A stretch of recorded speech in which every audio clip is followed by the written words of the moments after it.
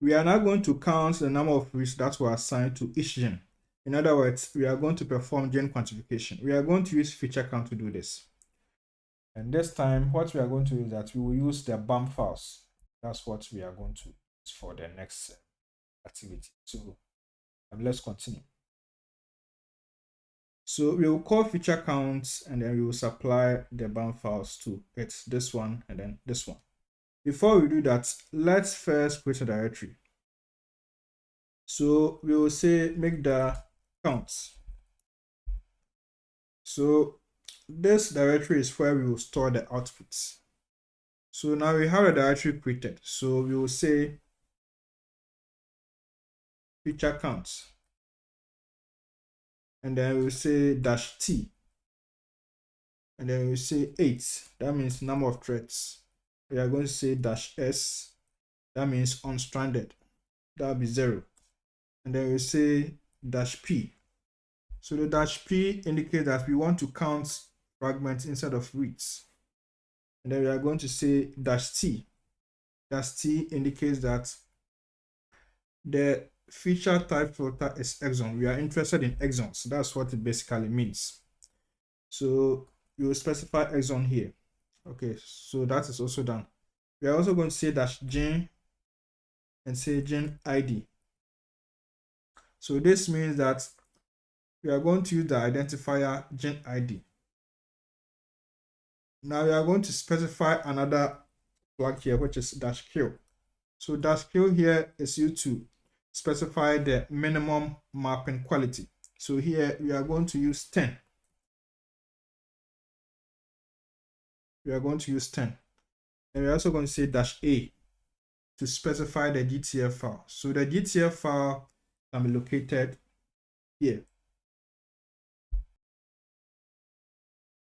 data/ref/dm6.gtf. Then we are also going to say -o, and we will say counts/, and now we are going to specify one of the BAM files. We are going to count them, okay, file by file. So we are starting with this one. So we are going to use this as the output file name because we are going to use this BAM file. So we will say count/ and then we will supply it with the name, which is this one here. Okay, so that will be the output. We can also say .counts. Okay, so we have that here. And then we will specify a BAM file. So we are specifying this one. So we say map/ and then we specify the name of the BAM file. So let's run this. So feature counts will do its work and then give us the result. So if you look in the count directory, let's just check again. If you look into the count directory, you'll see an output there. So this is for this sample here. Okay, so we can do ahead just to display that. This has the actual data to get the information here. Okay, so this is it. This is what we have. Now you can see a lot of information here, but don't worry, we are going to clean this up as well. Now let's also look at the gen summary here. We can clear and then just check that one. So we can say head counts, we supply it with a name, and then we give the summary here. So this will also give us the summary. Okay, so this tells us the number of assigned reads and all those stuff. So this is good for quality control and for statistical purposes. So we have that for one of the samples. Yeah. Let's into the map directory again. Now we are going to do it for this BAM file as well. So I'll copy this one here. And then I'll record the command. So I'll record the command. And this time we are going to change some stuffs here. Let's clear this once and then use this base command here. So the same options here. Then this time say -o count/ Then we give this, and then the BAM file becomes, okay, so this one, we have to complete it. So we give count/gsm, and then we add whatever name we want. And then we specify the BAM file, which is mapped slash, and then we give the name of the BAM file, which is this one here. So let's run this command as well. Okay, so the counting has been done. So let's check the count directory. So we have ls, and we will see that also here. We can also display that as well, and then get the information there. Let's look at the summary also.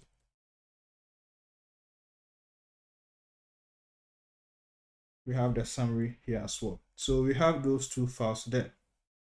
Let's do an ls. Let's do an ls into the count directory again. You'll notice that we run feature counts on each of the files, but you can also run feature counts on all the files at once using the wildcard. So if, let's say, you have tens or hundreds of files or samples, then trying to use feature counts and then supplying each of these files will be problematic, or to be cumbersome. Let me put it that way. It might be cumbersome. And so feature count allows you to specify all the files at once, or files with particular names. I mean, using some Linux commands. So now we are going to run feature counts and supply all the BAM files, okay, so that feature count will run through all of them at once. So let's do that. So to do that, we will issue the feature count command again, and then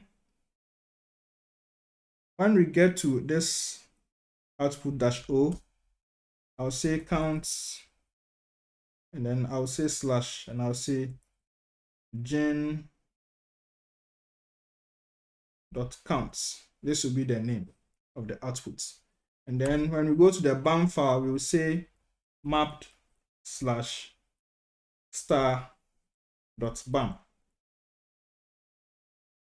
So once we have this, we can run it. So let's run this command. So feature counts will perform the counting on all the files that have been specified. So now it's done. So let's take a look at the output. Let's do an ls into the counts. We are going to see gens.counts. Okay, so this is what we have. So again, you can do a head counts gens.counts to get this. You can also do gens head count/gens.count.summary to get that as well. Okay, that can be done. Now I want us to take a look at this one here, the gens.count. So let's go and open this file here using a spreadsheet software or a text editor. We will try both and then see what comes up.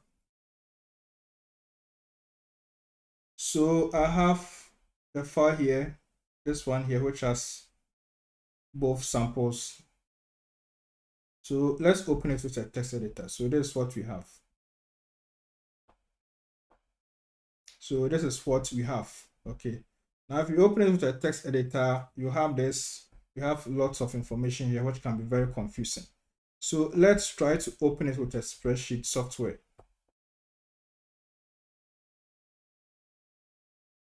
Okay, so I have opened it with a spreadsheet software. So if you open it, you'll get the information here. We have this one, which is giving a description.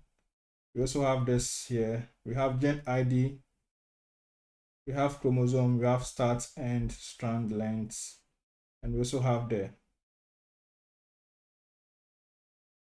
lengths. And we also have this one here, the count for both samples. So we have the first sample, which is here. And we also have the second one, which is here. So there's the first sample. I repeat, there's the first sample. There's the second sample, which is here. Okay, so you can check them there. But then you will notice something. We have the information here, all right, but we can still clean this up, okay, so that we use it for some analysis. So if you take a look at this, this is the name for the sample. We have map/gsm 4611 align, etc. So it took the name that star assigned to the BAM file. So we have it this way.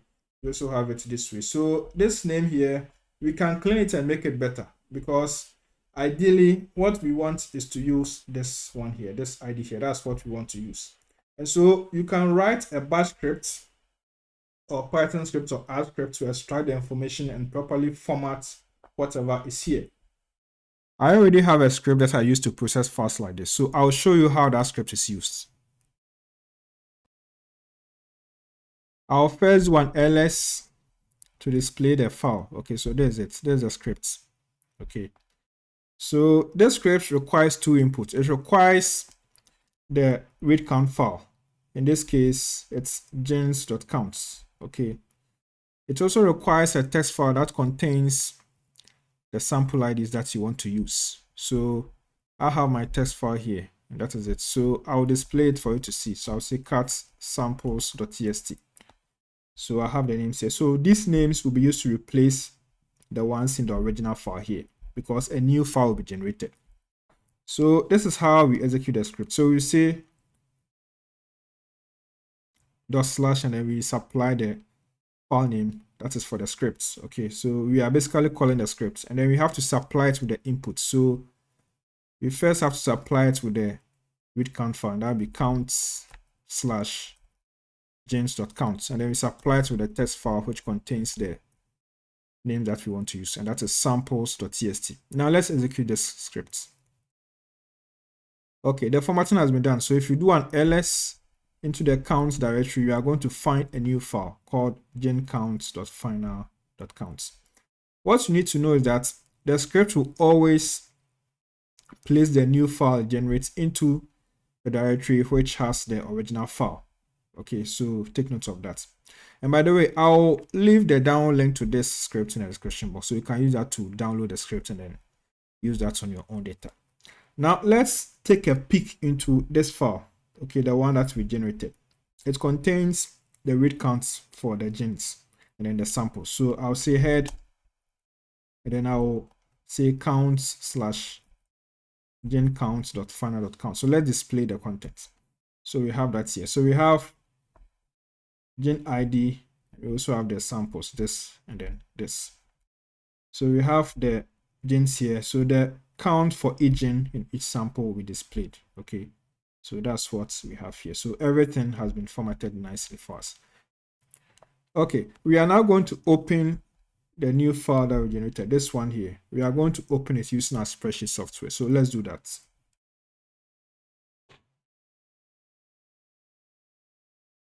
Okay, so we are going to open the file. So let's first go into the counts directory, and then we are going to open it now.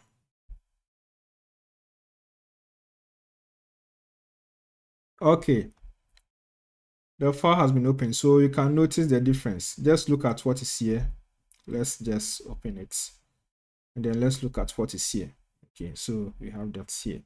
Of course, you can also use some of the information here for other analysis, but then if you are going to perform gene expression analysis, then the information you need are the genes and then their respective read counts, and then the samples that's the genes were identified in. Okay, so that's what you need to know. So, and if you have such a situation, you can always contact me, and then we can try and then also clean up the files for you. I'm going to make a tutorial on that, and I'm going to place it here or on my Patreon channel. I think it's may likely go to my Patreon channel, so you can always go there to check the script and then use that to clean up the data that you have. Or you can also just send me a message, and then I can also have a session with you and then clean up the files and then perform some other analysis for you. So this is how we do it. So after counting your reads, after performing the gene quantification, what you can do next is to perform gene expression analysis using tools like HR, DSeq, Bolgon, etc. Okay, and so I will encourage you to watch the videos in this playlist. These videos show how to perform gene expression analysis. So make sure to watch that and then get more knowledge in RNA-seq analysis.